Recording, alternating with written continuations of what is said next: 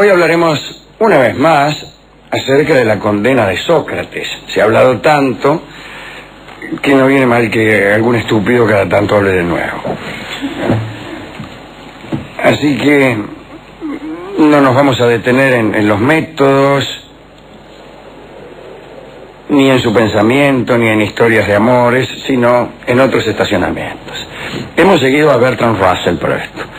Y Russell dice que la sabiduría convencional griega, por ejemplo la que transmitían los versos de Homero, había sido siempre sabiduría de los límites.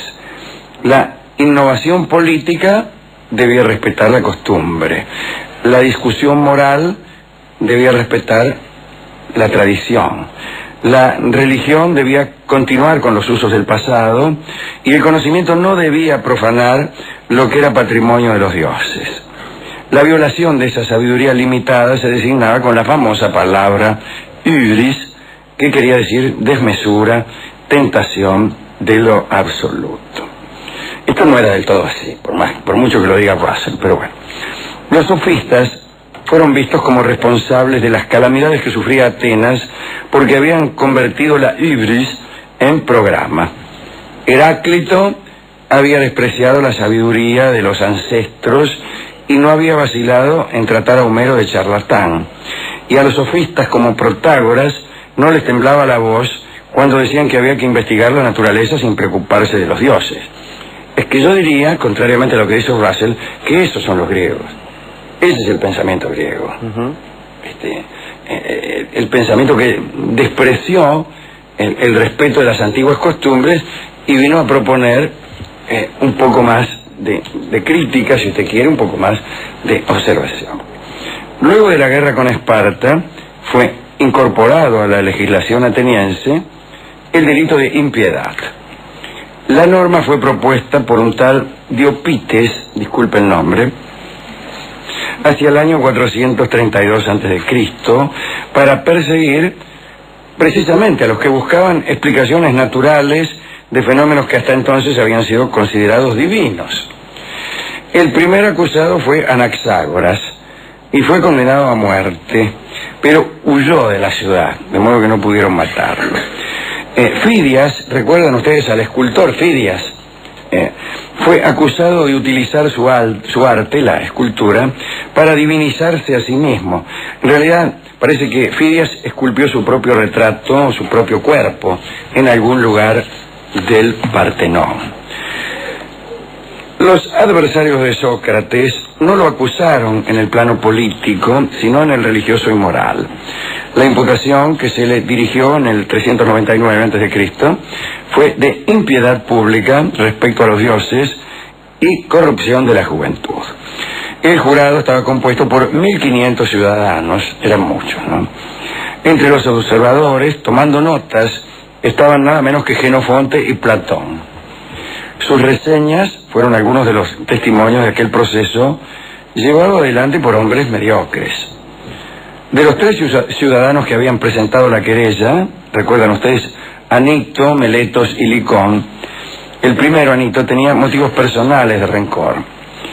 Parece que cuando Anito debió desterrarse por motivos políticos, su hijo se había negado a seguirlo para quedarse en Atenas con su maestro Sócrates.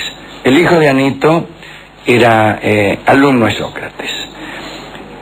Y también participaba de las reuniones que Sócrates organizaba con sus discípulos, que muchas veces eran orgiásticas. Y el muchacho, el hijo de Anito, murió alcoholizado en encuentros posteriores a Sócrates o a la época en que él era discípulo de Sócrates. Lo que quiero decir es que Sócrates no tuvo nada que ver con la muerte concreta de Anito, pero de todos modos le fue adjudicada la corrupción de aquel muchacho. Anito era un hombre de bien, un demócrata auténtico, que incluso por sus ideas había sufrido, como hemos dicho recién, el destierro, y que después combatió valerosamente, respetando la vida y los bienes de los tiranos que habían caído en sus manos. Algunos dicen que como padre era lógico que guardara un resentimiento, ¿no? Pero hay que decir algo, cuando hablamos de corrupción, no nos referimos a elecciones sexuales. Bien sabemos que en la Atenas de aquel tiempo los encuentros entre hombres no eran motivo de escándalo alguno. La corrupción residía en la idea de entregarse a pasiones desmesuradas. Morir borracho, como el hijo de Anito, era una demasía que no podía tolerarse. En ese sentido es que se hablaba de corrupción, en el exceso, en la esclavitud, dirían los propios griegos, ¿no? Que consideraban que el vicio, más que censurable por faltar a vaya a saber qué códigos morales, lo era porque esclavizaba. Esa es la cuestión. También se le reprochaba a Sócrates haber tenido entre sus discípulos a Alcibíades y a Critias, dos traidores a Atenas, que eran muy odiados por esos días. De Alcibíades hablamos hace poco. Pero la verdad es que los dos se habían apartado hacía mucho tiempo de Sócrates, precisamente por ser refractarios a sus enseñanzas. Sócrates era un aristócrata, no en el sentido trivial de pertenecer a una clase y participar de sus prejuicios, sino en el sentido intelectual, que es un sentido que tiene que ver con el pensamiento de Nietzsche, quizá. Sócrates era pobre, iba siempre vestido andrajosamente, y nadie podía reprocharle la menor deslealtad respecto al Estado. Al contrario, había sido un buen soldado en Anfípolis, en Helios y en Potidea, y cuando fue juez fue también muy escrupuloso. Sin embargo, y aquí la idea de su aristocracia, llevaba en sus pensamientos una especie de noocracia, o sea, una especie de dictadura de la aptitud. En ese sentido era aristocrático. Naturalmente, este tipo de aristocracia excluía la ignorancia y la superstición. Tenía esa clase de prevención. Y todo esto, muchos no lo apreciaban, porque tal vez no eran capaces de seguir el ideario socrático. Aristófanes fue un intérprete de quienes no lo entendieron, ¿no? Esa protesta plebeya ante la aristocracia intelectual de Sócrates. Y esta protesta plebeya pretendía oponer a Sócrates un sentido común. Sócrates estaba en contra del sentido común, ¿no? Y estaba desde luego animada por la envidia de todos los hombres mediocres. La mayoría de esos mediocres componía justamente el jurado que juzgó a Sócrates. Ahora bien, todos sabemos que difícilmente se habría llegado a la condena si el mismo Sócrates no hubiese puesto lo suyo para provocarla haciéndose el compadre, ¿no? No es que se negara a defenderse, lo hizo, y hasta con elocuencia, si bien no hacía falta mucho para refutar las endebles acusaciones. Pero el problema fue que se hartó del más bajo sentido común que campeaba en aquel foro y se lanzó a la más inoportuna apología de sí mismo. Se proclamó investido por los dioses de la misión de revelar la verdad. Imagínense, en un juicio de estupefacción general, y como bien sabemos, pidió además no solo ser absuelto, sino proclamado bienhechor público. Según el enjuiciamiento ateniense, lo recordamos, los veredictos eran dos. En el primero se afirmaba o se negaba la culpabilidad. En el segundo se determinaba la pena, por la cual el acusador hacía una propuesta, el acusado otra, y después el tribunal elegía entre las dos. Cuando el acusador pedía, por ejemplo, la pena de muerte, el acusado solicitaba ponerle 2 años de prisión, para ofrecer a los jueces una alternativa.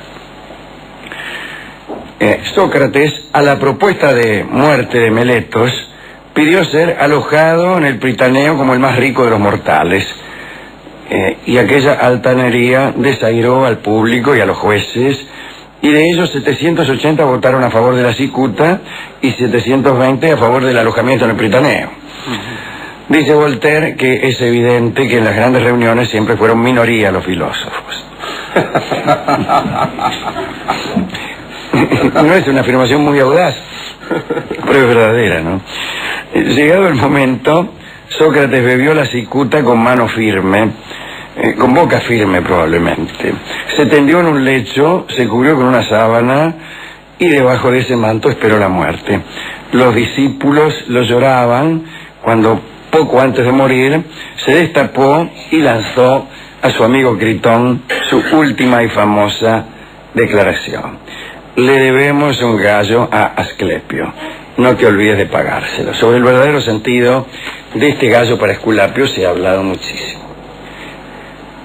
Este es el final de la historia de Sócrates, y más que nada de esta visión un poco lateral que hemos presentado esta noche, de esta aristocracia socrática, esta aristocracia que excluye la estupidez. Desde luego, los estúpidos jamás admiten esta circunstancia. Cuando alguien excluye de su pensamiento la estupidez, todos le reprochan que excluyen a otras cosas, especialmente cuando se ven excluidos. Es que aún los más estúpidos se resisten a admitir que lo son, salvo algunas personas que, resignadas, admiten su estupidez y navegan alegremente por las veredas de los otarios sin pedir ser cambiados en su dirección. Nosotros, los que hacemos este programa, somos todos estúpidos. Ni siquiera estamos orgullosos de serlo, estamos verdaderamente muy tristes por ser estúpidos, sufrimos mucho por serlo, pero nos hemos dado cuenta con los años que estamos muy bien de estúpidos. En cambio, cada vez que nos hacemos los vivos, fracasamos de un modo patético. ¿A quién quiere dedicar esto? Desde luego a Sócrates, pero ¿tiene algún otro por ahí? No, a Platón, ya que lo nombramos. Que andaba ahí tomando nota, andaba Platón con Genofonte, estaban los dos ahí. ¿Qué dijo? En realidad sabemos lo que dijo Sócrates por Platón, sabemos todo por Platón. Algunos dicen que incluso lo que sabemos son inventos de Platón. Bueno, está mal. No está mal. Está mal. Ser un invento de Platón no es un mal destino.